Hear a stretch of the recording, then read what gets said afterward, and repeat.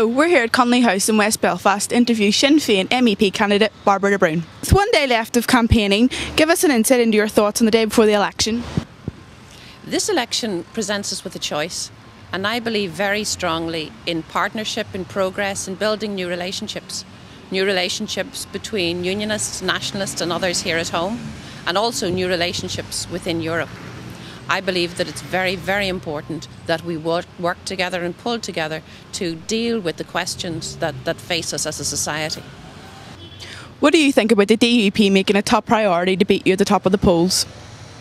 Well, parties sometimes make certain statements and create a negative atmosphere in advance of elections, and I regret that there's any negative action and any negative atmosphere in advance of these elections, because what I'm getting on the doorsteps again and again is the economy, the economy, the economy. People want their politicians to work together to help people out of the economic difficulties.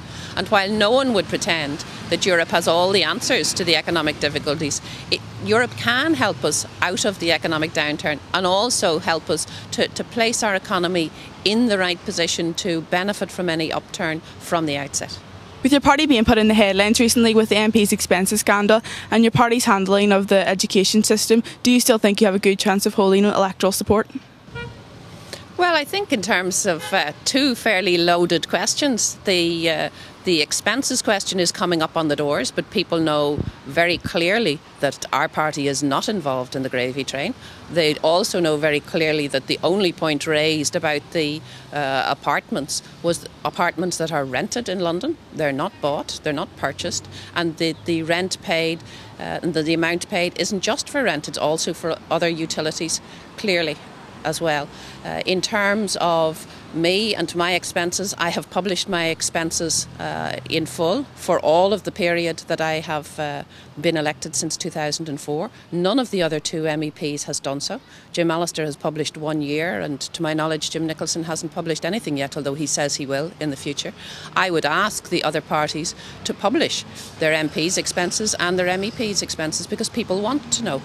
Sinn Fein don't take their full salaries. We do that for two reasons. One, so that the money can go to do work that benefits our constituents, but also so that we never get to forget where we came from. We never get to forget what it's like to live on an ordinary wage. What would you say to the voters who aren't really happy about how you're taking MPs' expenses, but yet you don't take your seats in the Parliament? When David Cameron recently said about don't offering your party any expenses at all, because why should you get the expenses when you take the seats? You don't take the seats? That is very clearly an example of what I spoke about earlier, a party trying to be negative in advance of an election. David Cameron made this point in order to detract attention and take attention away from the really bad scandal that people within his party are embroiled in.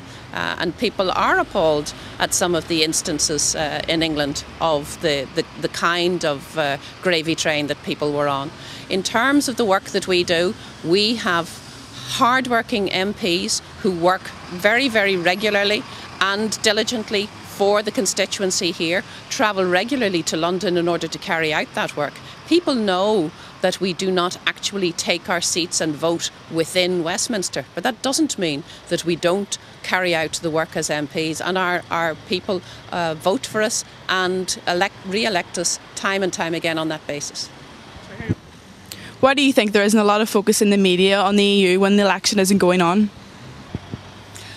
I think sometimes people feel quite distant from what's happening in the European Parliament because they're closer geographically to the local councils and to the Assembly.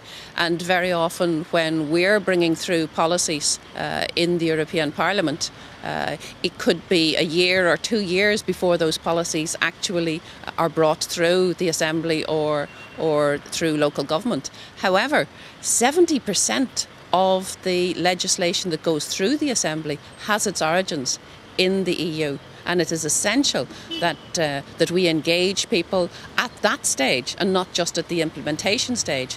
And I would consider one of the biggest jobs that I have been carrying out in the last 5 years is to bring the workings of the EU closer to local people through meeting with local organisations, through doing interviews with yourselves and others, and also through meetings with chambers of commerce, with farming organisations and with local government and the Assembly. What do you think about calls to lower the voting age to 16? I think it makes a lot of sense if people can marry at a certain age, can join an army at a certain age, can carry out a lot of other civic duties at a certain age, that they should be able to vote at that age also. Any closing comments or anything you'd like to say? I'd like to say that I have been working for 5 years within the European Parliament. It has been a privilege to do so and to work on behalf of people here. I want to return to the European Parliament in order to build on that work, on jobs, on the economy, on local services and public services, on local communities and helping farm families and rural communities in particular, and also on working specifically on the very important challenge facing us in the environment and climate change. And in advance of the Copenhagen talks at the end of this year, I want to return to the European Parliament to help shape EU policy and to work for an ambitious international agreement to tackle climate change. Okay, thank you very much.